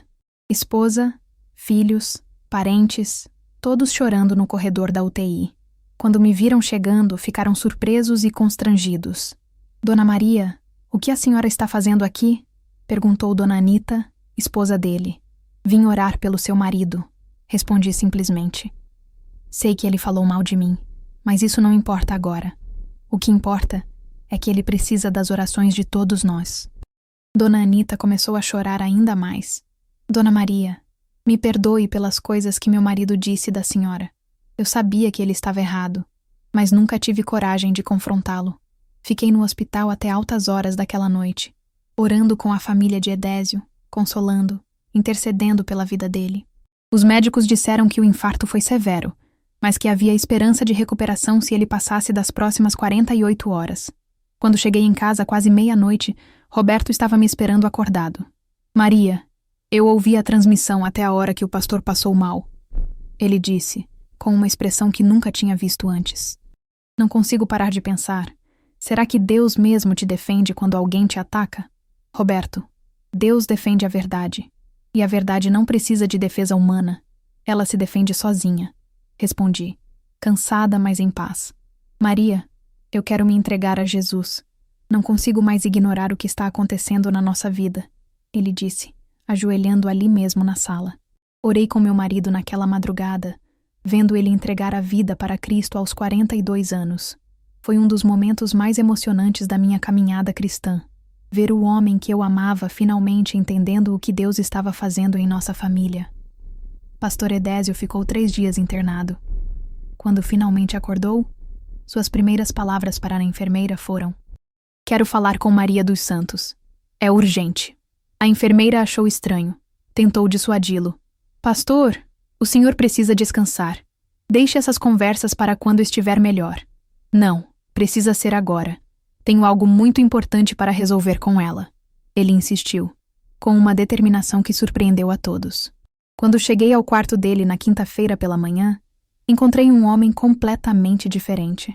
O semblante altivo tinha dado lugar a uma humildade quebrantada. Os olhos, que antes brilhavam com arrogância, agora estavam cheios de lágrimas. "Maria, eu vi", foram suas primeiras palavras quando me aproximei da cama. "Durante o infarto, eu vi a mesma espada que você viu. Eu ouvi a voz de Jesus me confrontando sobre tudo que fiz de errado. Você estava certa. E eu estava servindo aos meus próprios interesses. Pastor Edésio, Deus é misericordioso. Se há arrependimento genuíno, há perdão." Respondi, segurando sua mão trêmula. "Maria, me perdoe. Perdoe tudo que falei contra você, toda a campanha que fiz para desacreditar suas visões. Eu sabia no fundo do coração que você falava a verdade, mas tinha medo de perder meu poder, minha influência." Ele confessou, chorando como uma criança. Orei com pastor Edésio naquela manhã, vendo um homem orgulhoso se quebrantar completamente diante de Deus. Era a manifestação prática da espada de fogo que eu tinha visto na primeira visão. Não vinha para destruir sem mais nem menos, mas para trazer juízo que levasse ao arrependimento. Quando saí do hospital naquela manhã, sabia que nossa cidade nunca mais seria a mesma. A espada tinha descido, o juízo tinha se manifestado, mas a misericórdia também estava sendo derramada sobre todos que se humilhavam diante do Senhor. Pastor Edésio sobreviveu ao infarto, mas ficou 5 dias internado na UTI. Quando finalmente foi transferido para um quarto comum na segunda-feira seguinte, toda a cidade comentava sobre o que tinha acontecido. Uns diziam que foi coincidência, outros que foi castigo divino, mas ninguém ficou indiferente. Sua primeira atitude ao recobrar consciência plena foi pedir para falar comigo. A enfermeira, Dona Cleide, achou muito estranho. "Pastor, o senhor precisa descansar. O médico disse para evitar emoções fortes." Ela argumentou. "Dona Cleide, não posso descansar enquanto não resolver uma coisa muito séria com essa senhora." Ele insistiu, mesmo com a voz ainda fraca. "É questão de vida ou morte para minha alma." Quando cheguei ao quarto dele na quarta-feira de manhã, encontrei um homem completamente transformado. O semblante altivo tinha dado lugar a uma humildade que nunca imaginei ver nele. Estava conectado a vários aparelhos, pálido, mas com os olhos mais lúcidos que já tinha visto. "Maria, eu preciso te pedir perdão." Foram suas primeiras palavras, com lágrimas escorrendo pelo rosto. "Durante o infarto, eu tive a mesma experiência que você teve na funerária. Vi a espada de fogo. Ouvi a voz de Deus me confrontando sobre tudo o que fiz de errado." Sentei na cadeira ao lado da cama, ainda processando aquela confissão. "Pastor, Deus é misericordioso com quem se arrepende de coração." Respondi. "Maria, eu desviava dinheiro dos dízimos para investimentos pessoais. Tenho propriedades compradas com recursos da igreja. Usei minha influência para benefícios políticos." Ele confessou, segurando minha mão com força. "Eu atacava você porque sabia que suas visões eram verdadeiras, e isso expunha minha falsidade." A confissão dele foi detalhada e dolorosa. Revelou esquemas de corrupção, manipulação da fé das pessoas, uso da religião para ganho pessoal. Durante 40 minutos ele descarregou décadas de pecados escondidos. "Pastor, o arrependimento é o primeiro passo, mas a restituição também é necessária", disse, com firmeza, mas sem dureza. "O povo foi enganado e roubado. Isso precisa ser corrigido." "Eu sei, Maria. Quando sair daqui, vou confessar tudo publicamente e devolver tudo que roubei. Ele prometeu, chorando como uma criança.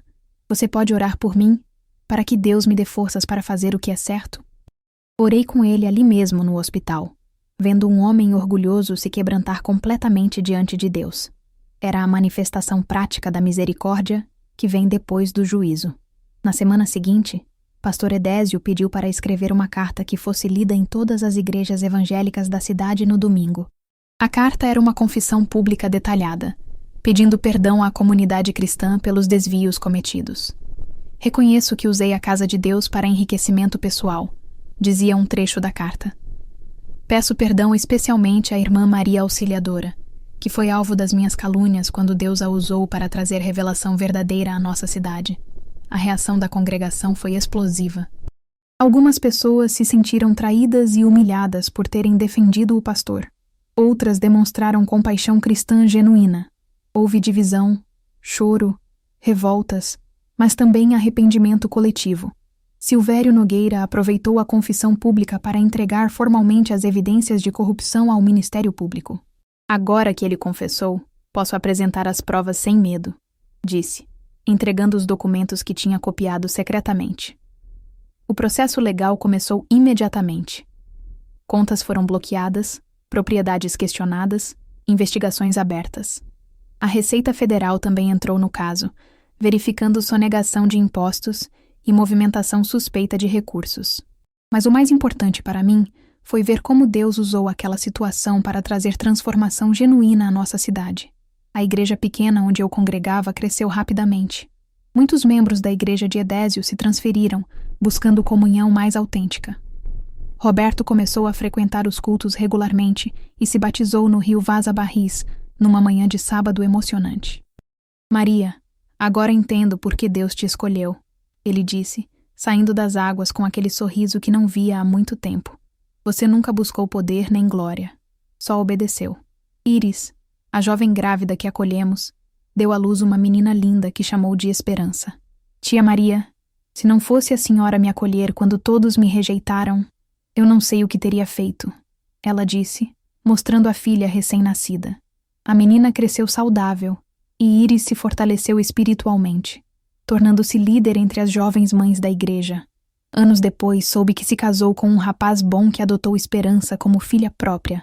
Dona Leocádia veio me procurar um mês depois da confissão de Edésio. Maria, me perdoe por ter te demitido. Estava com medo dos comentários, mas agora vejo que você sempre foi mulher íntegra, disse, visivelmente constrangida. Dona Leocádia, não guardo mágoa nenhuma. Deus usou aquela demissão para me libertar para o ministério que ele tinha preparado, respondi, servindo café na minha cozinha. Quero te recontratar, com aumento de salário e mais liberdade para exercer seu dom espiritual no trabalho. Ela ofereceu. Pensei sobre a proposta durante alguns dias, orando e pedindo direção a Deus. Sentia que ainda tinha trabalho específico a fazer como conselheira espiritual independente, visitando casas, orando pelos enfermos, discipulando pessoas que Deus colocava no meu caminho. Dona Leocádia, agradeço a oferta, mas sinto que Deus me chamou para um ministério diferente agora. Respondi quando voltei para dar minha resposta. Pastor Raimir me convidou oficialmente para ser reconhecida como atalaia espiritual da nossa comunidade. Irmã Maria, Deus confirmou seu chamado de forma sobrenatural. A igreja reconhece e apoia seu ministério. Comecei uma rotina regular. Terças-feiras para visitas domiciliares, quintas-feiras para aconselhamento na igreja, sábados para oração pelos enfermos. Não cobrava nada, confiando que Deus supriria nossas necessidades através da generosidade dos irmãos. Roberto conseguiu algumas horas extras na Energipe. Nossa situação financeira se estabilizou e pela primeira vez em muito tempo, nossa casa estava cheia de paz e propósito. Mas o mais marcante daqueles dias foi receber uma carta de Jonatas, o menino órfão que abrigamos após a enchente. Ele estava morando bem com a tia em Salvador e escreveu: Tia Maria, quando crescer vou ser pastor igual ao pastor Raimir, e vou contar para todo mundo como a senhora me ensinou que Deus cuida dos órfãos. Naquela época, 6 meses depois da primeira visão na funerária, eu finalmente entendia o propósito completo do que Deus tinha feito na minha vida. A espada de fogo não era só sobre juízo futuro. Era sobre misericórdia presente, sobre Deus dando oportunidades de arrependimento antes que fosse tarde demais. A cidade de Itabaiana nunca mais foi a mesma depois daqueles eventos. Havia mais reverência, mais busca genuína por Deus, menos tolerância com líderes corruptos. E eu, uma mulher comum que trabalhava com mortos, tinha sido usada por Deus para trazer vida espiritual à nossa comunidade. 6 meses depois da confissão pública de pastor Edésio, minha vida tinha encontrado um ritmo completamente novo. A rotina de ministério que estabeleci, visitas às terças, aconselhamento às quintas, oração pelos enfermos aos sábados, estava funcionando bem, e pessoas de toda a região vinham me procurar. Pastor Raimir sugeriu que eu desse meu primeiro testemunho público num culto especial. Irmã Maria, muita gente ainda não ouviu sua história completa. Seria bom compartilhar como Deus a chamou e confirmou seu ministério. A ideia me deixou nervosa. Uma coisa era conversar individualmente com pessoas que me procuravam. Outra, bem diferente, era subir num púlpito e falar para uma igreja lotada. Pastor, não sei se tenho preparo para isso. Nunca estudei teologia. Não sei pregar direito. Argumentei, mexendo nas mãos daquele jeito que fazia quando estava ansiosa. Maria, Deus não chama os preparados. Ele prepara os chamados. Sua autoridade não vem de diploma, vem da unção que está sobre sua vida. Ele respondeu, com aquele sorriso paternal dele. O culto foi marcado para uma quinta-feira à noite. Quando cheguei na igreja, fiquei impressionada com a quantidade de gente. 150 pessoas, incluindo muitos curiosos e membros que tinham saído da igreja de Edésio. Roberto estava sentado na terceira fileira, me dando força com o olhar. Raimunda na primeira, orando baixinho. Iris no fundo, segurando a pequena Esperança no colo. Até Dona Leocádia estava lá, escondida no canto, claramente constrangida, mas presente. Quando o pastor Raimir me chamou ao púlpito, senti as pernas bambas. Subi devagar, peguei o microfone com as mãos tremendo, olhei para todas aquelas pessoas me esperando e respirei fundo. Irmãos, meu nome é Maria Auxiliadora. Tenho 42 anos, e até pouco tempo atrás eu era só mais uma mulher endurecida pela dor. Comecei, tentando controlar o nervosismo. Vou contar para vocês como Deus pode usar qualquer pessoa, até mesmo alguém que trabalha com mortos, para trazer vida espiritual. Contei minha história do começo. A morte de Samuel, o endurecimento do coração, o afastamento de Deus, a primeira visão na funerária. Falei da luta contra o chamado, do medo de estar ficando maluca, do encontro com Raimunda. Quando cheguei na parte da enchente, várias pessoas começaram a se emocionar. Muitos ali tinham perdido casas, parentes, conhecidos naquela tragédia. Lembrar como Deus me mostrou tudo antecipadamente fez o ambiente ficar carregado de reverência. Irmãos, não estou aqui para me glorificar, nem para me apresentar como alguém especial, disse, olhando nos olhos de cada pessoa. Sou uma mulher comum que Deus escolheu para falar sobre uma coisa muito simples: arrependimento. A espada que vi na visão ainda está suspensa sobre nossa nação. Deus está dando tempo para o povo se voltar para Ele antes que seja tarde demais. Não vim trazer medo, vim trazer esperança. O impacto foi imediato. Pessoas começaram a se ajoelhar espontaneamente, chorando. Seu Manuel, dono da padaria, se levantou e confessou publicamente que roubava nos pesos da balança. Dona Francisca pediu perdão por espalhar fofocas que destruíram o casamento de vizinhos. O culto se transformou numa sessão de quebrantamento coletivo que durou até quase meia-noite. Pessoas confessando pecados, pedindo oração, se reconciliando com desafetos antigos. Era como se o Espírito Santo tivesse descido sobre aquela igreja de forma sobrenatural. Dona Leocádia se aproximou de mim depois do culto, com lágrimas nos olhos. Maria, toda a vida tratei meus funcionários como máquinas, só pensando no lucro. Hoje entendi que isso está errado. Dona Leocádia, nunca é tarde para mudanças quando há arrependimento sincero. Respondi, abraçando ela. Quero mudar a forma como administro a funerária. Tratar as pessoas com mais humanidade, ajudar famílias carentes que não podem pagar pelos serviços. Ela prometeu. Roberto me abraçou na saída da igreja com um orgulho que fazia muito tempo que não via no olhar dele. Maria, Ver você pregando hoje me fez entender por que Deus permitiu tanta dor na nossa vida. Foi para te preparar para consolar outros que passam pelas mesmas dores. Na semana seguinte, a procura pelo meu ministério aumentou drasticamente. Pessoas vinham de cidades vizinhas pedindo oração, aconselhamento, querendo ouvir sobre as visões que recebi. Era um fluxo constante de gente buscando direção espiritual. Clara, uma jovem de 17 anos, me procurou depois de um culto de quinta. Dona Maria, eu também tenho visto coisas estranhas. Sonhos com anjos, visões durante a oração.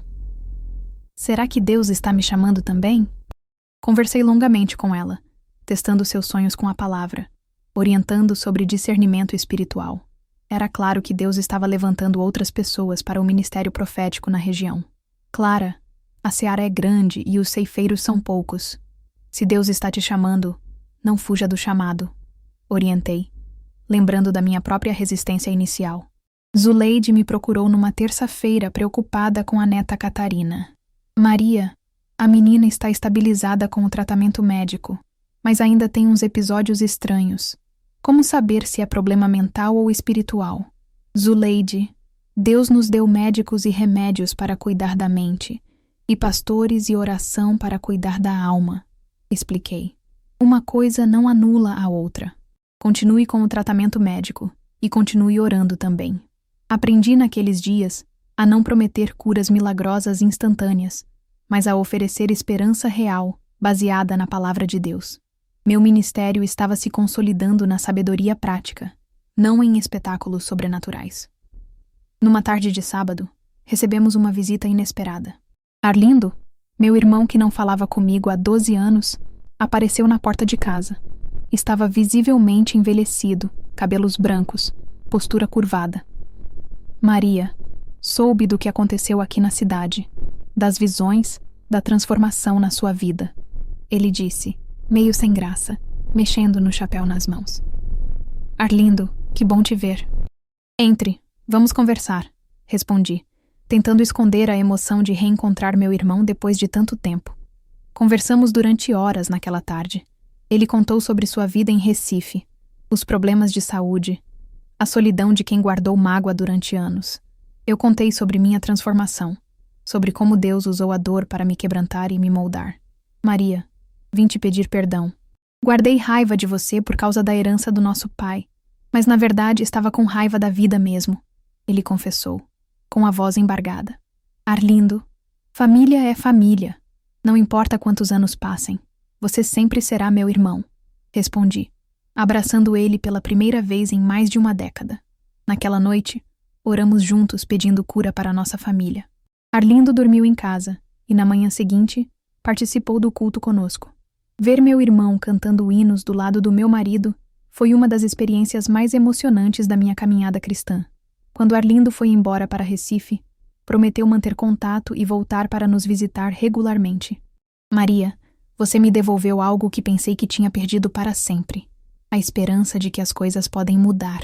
10 meses depois da primeira visão na funerária, eu finalmente tinha compreendido completamente meu chamado. Não era para ser pastora nem líder de igreja. Era para ser atalaia, intercedendo pela cidade, alertando sobre a necessidade de arrependimento, consolando os aflitos com a mesma consolação que recebi de Deus. A espada de fogo continuava suspensa, mas agora eu sabia meu papel. Interceder para que ela trouxesse arrependimento e misericórdia, não destruição sem propósito. E naquela quinta-feira à noite, vendo uma igreja cheia de pessoas quebrantadas buscando a Deus, eu soube que estava cumprindo exatamente aquilo para que fui chamada. Março de 1995 chegou com uma notícia que abalou o que restava da minha família. Papai morreu de infarto aos 78 anos, sozinho em casa, numa manhã de terça-feira. A vizinha encontrou ele caído na cozinha quando foi levar o leite que comprava todo dia. A notícia chegou até mim através de um telegrama que Roberto trouxe da cidade.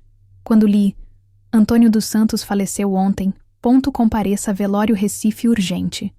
Senti uma mistura de dor e ansiedade. Dor pela perda. Ansiedade porque sabia que ia reencontrar Arlindo depois daquele primeiro encontro meses atrás. Maria, quer que eu vá junto? Roberto ofereceu, vendo minha preocupação. Quero sim. Vai ser difícil lidar com tudo isso sozinha, respondi, arrumando a roupa preta que não usava desde o funeral de Samuel. A viagem para Recife foi silenciosa.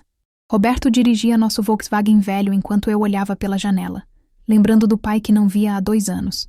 Um homem rígido, de poucas palavras, que nunca demonstrou afeto abertamente, mas que trabalhou a vida toda para sustentar a família. Quando chegamos na funerária, Arlindo já estava lá, organizando os detalhes do velório. Estava visivelmente envelhecido desde nossa última conversa. Cabelos completamente brancos, ombros curvados pelo peso da idade e das mágoas. Maria, ele me cumprimentou com um aceno de cabeça, formal, distante. A reconciliação que imaginei depois da nossa conversa em Itabaiana parecia ter esfriado durante os meses de distância. Arlindo, meus pêsames. Como foi que aconteceu? Perguntei, tentando manter o tom respeitoso. Infarto fulminante. Vizinha disse que ele estava bem na véspera.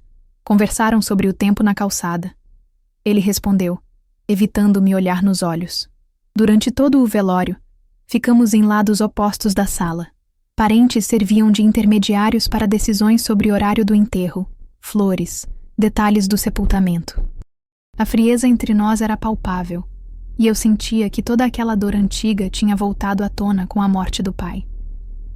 Foi Roberto quem tomou a iniciativa na manhã do enterro.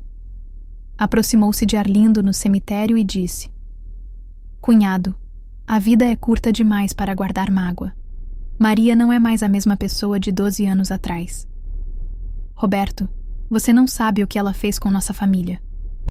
Manipulou nosso pai para ficar com a maior parte da herança. Me deixou praticamente sem nada. Arlindo respondeu, com aquela amargura que guardava há anos. E você acha que brigar eternamente vai resolver alguma coisa? Vai trazer seu pai de volta? Vai devolver os anos que vocês perderam sem se falar? Roberto insistiu, com uma sabedoria que me surpreendeu. A quebra aconteceu durante o sepultamento. Quando vi o caixão do meu pai descendo para a cova, lembrei de todas as palavras não ditas, dos abraços não dados, das visitas não feitas nos últimos anos. Comecei a chorar como não chorava desde a morte de Samuel. Arlindo, vendo minha dor genuína, também se emocionou. Depois que todos foram embora e ficamos só nós dois no cemitério, ele murmurou: Maria, eu também sinto falta da nossa família. Sinto falta de quando éramos unidos. Arlindo, eu errei muito na divisão da herança. Fui egoísta. Pensei só no meu lado, confessei, enxugando as lágrimas. Perdoe sua irmã. O abraço que nos demos ali, entre os túmulos do cemitério da saudade, foi de décadas de mágoa sendo dissolvidas. Choramos juntos, lembramos da infância, falamos dos pais que já não estavam mais ali para ver nossa reconciliação. Nos meses que se seguiram, Arlindo e eu reconstruímos nossa relação aos poucos. Ele veio me visitar em abril, quando precisou fazer uma cirurgia de catarata e quis se recuperar em Itabaiana.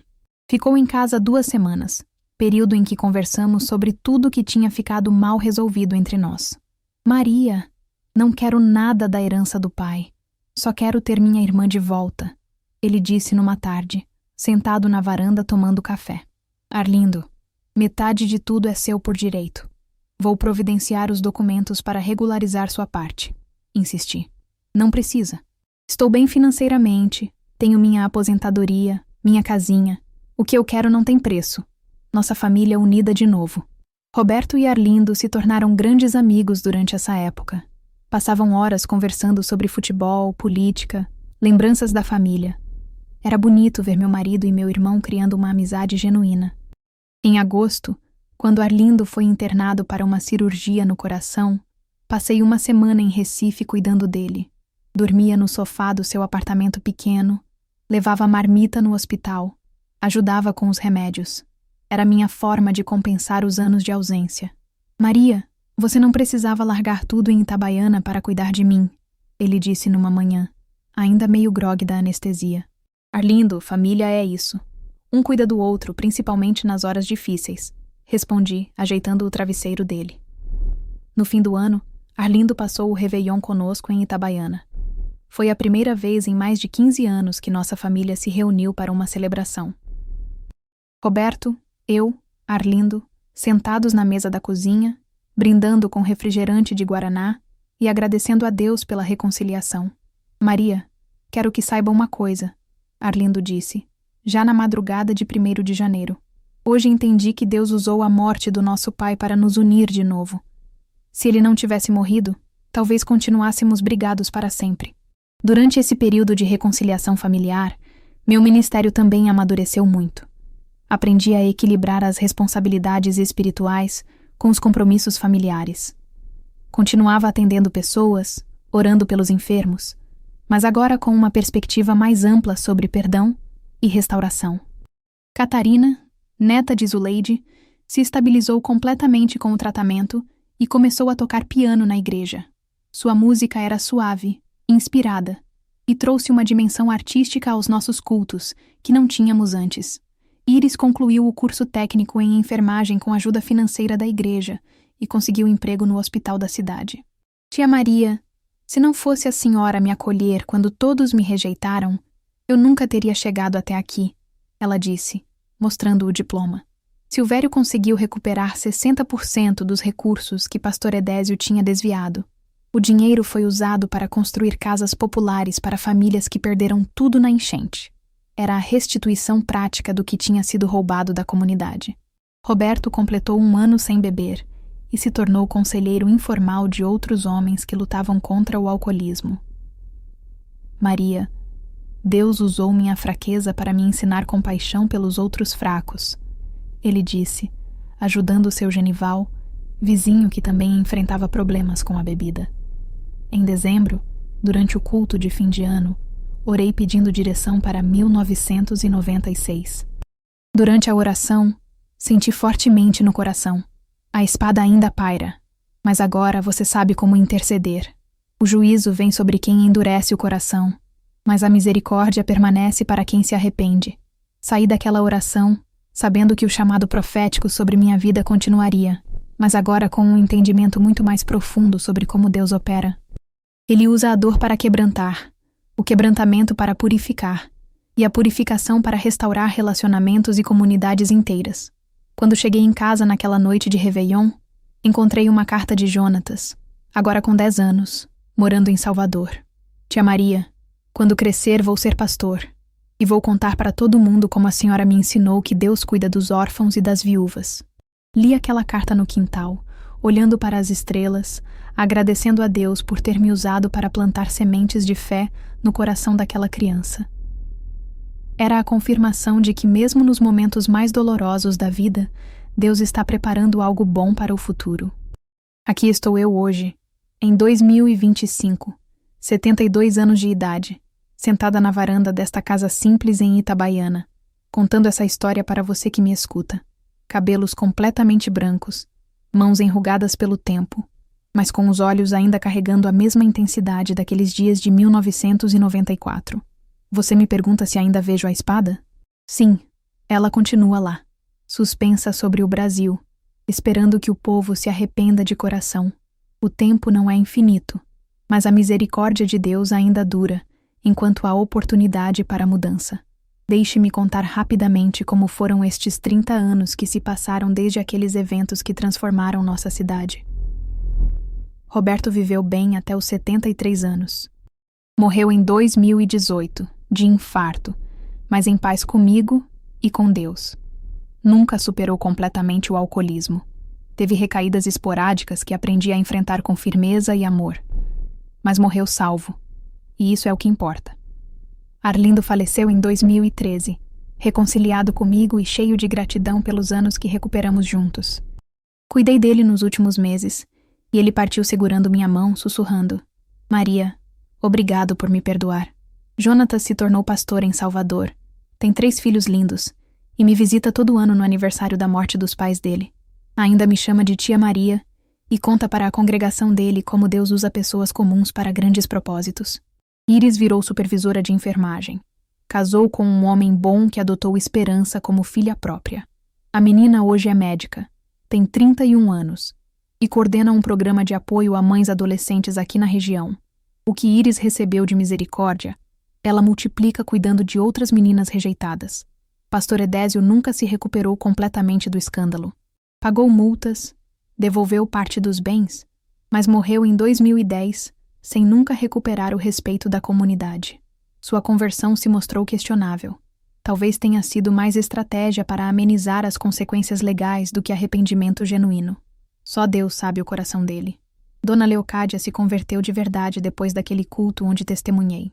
Reformulou completamente a funerária. Passou a tratar funcionários e clientes com mais humanidade. Criou um fundo para ajudar famílias carentes. Morreu em 2019 em paz, depois de uma vida transformada pelo Evangelho. E eu? Nunca me tornei pastora porque Deus não me chamou para isso. Me chamou para ser uma mulher comum que ouve e obedece. Durante todos esses anos, mantive a mesma rotina. Terças para visitas domiciliares, quintas para aconselhamento, sábados para oração pelos enfermos. Não tenho igreja própria nem título oficial.